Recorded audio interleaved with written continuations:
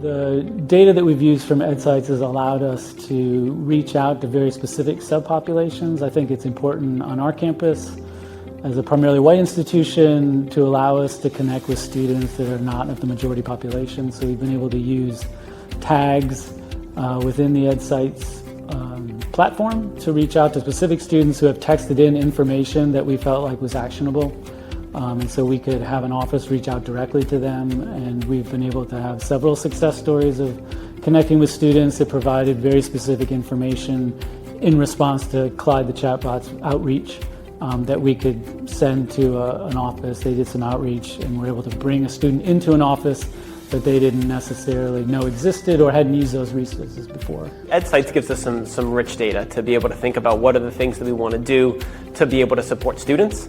When we think about the drivers that we get from the EdSights data that's telling us about a student's well-being, it's giving us information about their academic self-efficacy, it's giving information about their belonging on campus and their ability to be able to afford their education. One of the great things about the EdSights data is that in previous data, when we're looking at information that we're getting in, it's data that is often more reactive in that we see a student's grade, a faculty member raises a flag.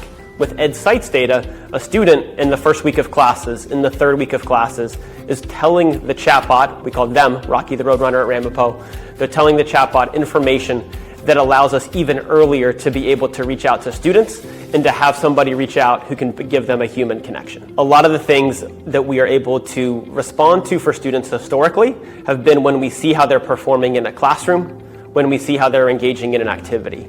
But by immediately texting them, and sometimes the texts are connected to a survey, and getting their responses each week of the semester, first, second, third, finding out just an overall temperature check-in, doing a belongingness check-in, being able to see as the semester is progressing, do they feel that they're going to register for the next semester?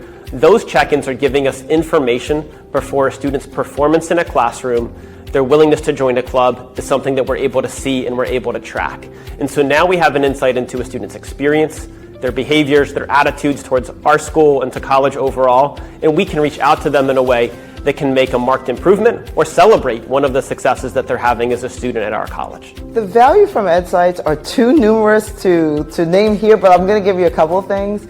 One, we get large aggregate data to help us make institutional policy, practice, and procedure stronger. So we get to know, percentages of students who think one way and how we can better serve them. But I think the real joy is in the individuals. So we get to know on a person-by-person basis who is struggling with what and how to connect them with resources in real time. So, and I think that there's nothing better than that.